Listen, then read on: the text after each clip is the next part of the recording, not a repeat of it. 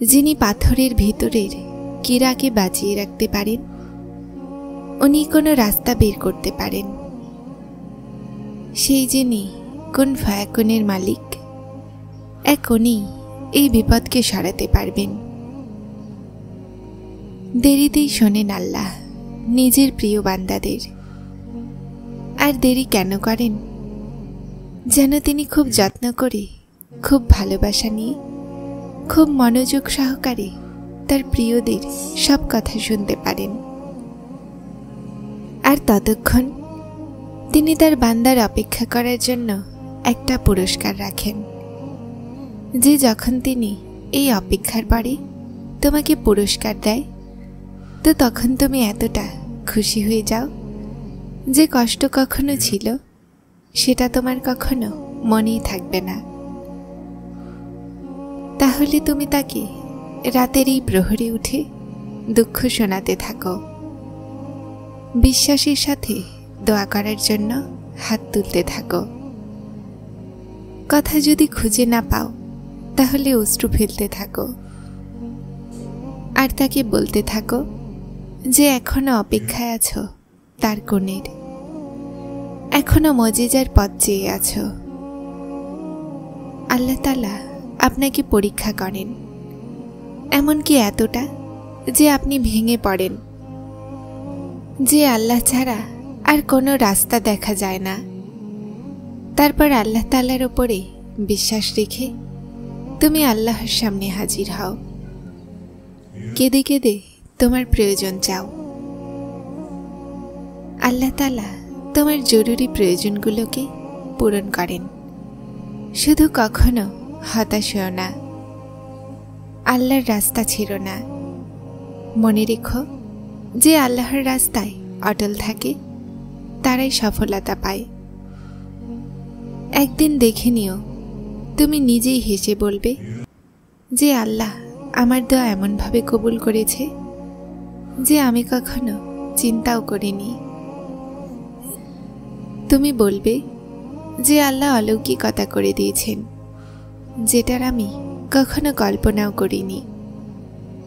আর দেখে নিও, এটা বলার সময় তোমার চোখ অশ্রুসিক্ত হবে, আর তোমার অন্তর যা এতটা সফর করতে করতে ক্লান্ত হয়ে গিয়েছিল সেটা শান্তিতে ভরে যাবে। দোয়া সবাই করতে পারে, শুধু এই বিশ্বাসের সাথে চাইবে যে যা চাইছো তা পুরো দুনিয়ার জন্য এবং তোমার জন্য অসম্ভব হতে পারে।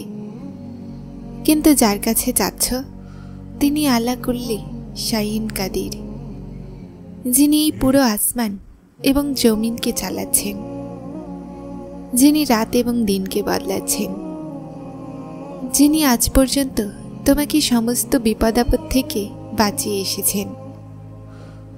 ওই রব এই দোয়াও কবুল করে নিবেন। তার কাছে যেমনই চাও, যেভাবেই চাও, শুধু বিশ্বাসকে দৃঢ় করে চাও। এটা জেনে নাও যে যেটা চাচ্ছ সেটা সম্ভব করা তার জন্য কঠিন নয়। তুমি দেখে নিও, তুমি নিজেই দেখতে পাবে তোমার দোয়াগুলো কবুল হতে। অলৌকিকতা তুমি নিজেই দেখতে পাবে।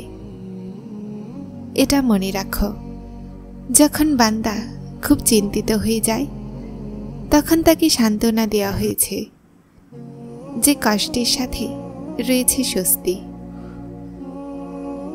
আল্লাহ রাব্বুল আলামিনের সামনে এমনভাবে মিনতি করে যাও যেন আল্লাহ পাক তোমার অশ্রুকে দেখে জলদি সেই জিনিস দিয়ে দেন। যখন কখনো জীবনে ক্লান্ত হয়ে যাও তো কাউকে কানে কানেও খবর হতে দিও না। মানুষ ভাঙা ইমারতের ইট পর্যন্ত খুলে নিয়ে যায়। দুর্বল মানুষদেরও আজব সমস্যা হয়। একটা ছোট ছোট কথায় না শুধুমাত্র অনুভব করে, বরং কোথাও না কোথাও প্রতিটা কথার জন্য দায়ী নিজেকে অনুভব করে। আর অন্যদেরকে সবসময় খুশি করার জন্য নিজের দুঃখকেও লুকিয়ে রাখে। খুব কষ্ট দেয় সেই মুহূর্ত যখন আপনি দোষী না হন আর দুঃখকেও লুকিয়ে রাখেন, আর আপনাকে দোষী ভাবা হয়, আর বদলে আপনি আপনার সুপারিশও করেন না। জীবন কখনোই কাউকে কিছু ফ্রিতে শেখায় না।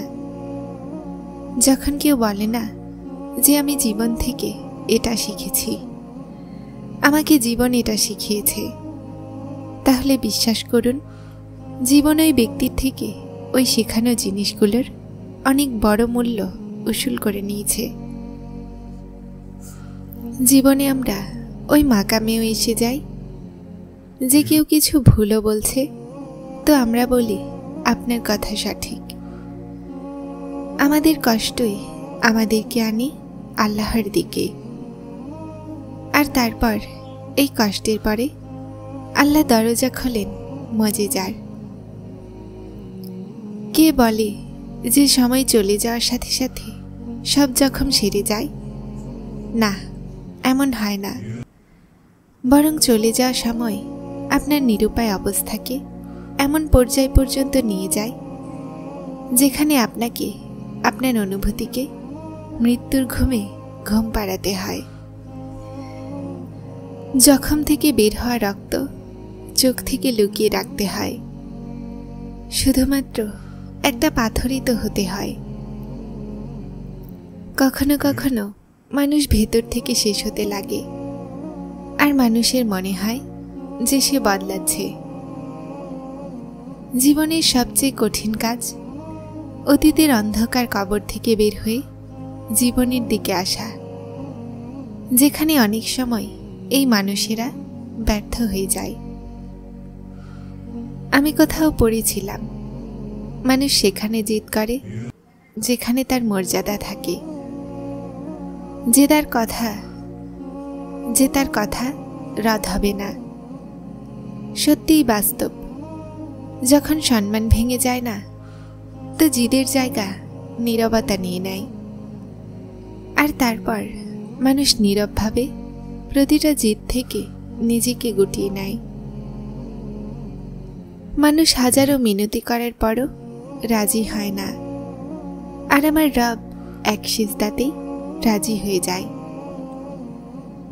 আর তারপর মানুষের চেয়ে বেশি আমি আমার রবকে রাজি করার চেষ্টা করেছি। আমার রব খুব মনোযোগ, খুব শান্তিতে শোনেন। আর জানো, আমার রব যেই অন্তরে থাকেন না, তার দুনিয়াবাসীর সাথে কথা বলার হাজতই থাকে না। আস্তে আস্তে মানুষ অন্যদেরকে আঘাত করা ছেড়ে দেয়। সে বুঝতে পারে যে কার কতটুকু পরোয়া করা উচিত, কার কতটুকু আশা রাখা উচিত, আর কার থেকে কতটুকু দূরত্ব রাখতে হবে। জীবন সবকিছু শিখিয়ে দেয়। আমার কখনোই এই ভুল ধারণা হয়নি যে আমাকে কেউ হারিয়ে পস্তাবে। জানো কেন? কেননা মানুষ মানুষকে পেয়েই যায়, কখনো খারাপের চেয়ে ভালো, আর কখনো উত্তমের চেয়ে সর্বোত্তম। আর আমার কখনো বিশেষ কেউ হয়ে থাকারও মন করেনি। জানো কেন? কেননা বিশেষদের পরে অচেনা হয়ে যায়, আর সাধারণ থাকাই বেশি ভালো। কিছু আফসোস, কিছু দীর্ঘশ্বাস, কিছু অশ্রু রহস্য হয়। কিছু কষ্ট আমাদের পরীক্ষা নিতে নয়, বরং নিজের সাথে জুড়ে থাকা মানুষদের পরিচয় করাতে আসে। তাহাজ্জুদ হলো সেই শেষ প্রতিষেধক, যেটার পরে না কোনো জখম কষ্ট দেয়, না কোনো দুঃখ কাঁদায়। কোনো কাজেই এতটা ক্লান্ত হয় না যতটা আবেগ আর অনুভূতির তীব্রতায় ক্লান্ত হয়ে যায়। তাহাজ্জুদ হলো সেই শেষ প্রতিষেধক, যেটার পরে না কোনো জখম কষ্ট দেয়, না কোনো দুঃখ কাঁদায়। যখন আপনার মন কষ্টে ভরে যায় আর চোখে অফুরন্ত অশ্রু এসে যায়, তো সেই রবের সাথে চুপি চুপি কথা বলে নিন। উনি সব জানেন, কিন্তু আপনার থেকে শুনতে চান। মানুষ বলে যে ভালো মনের মানুষেরা সবসময় খুশি থাকে, কিন্তু আমার মনে হয় যে ভালো মনের মানুষেরা সবসময় দুঃখে থাকে, কেননা তারা অন্যদের থেকেও ভালোর আশা করে। যারা চ্যানেলটিতে নতুন এসেছেন তারা সাবস্ক্রাইব করে হেদায়েতের সাথে থাকুন। আসসালামু আলাইকুম।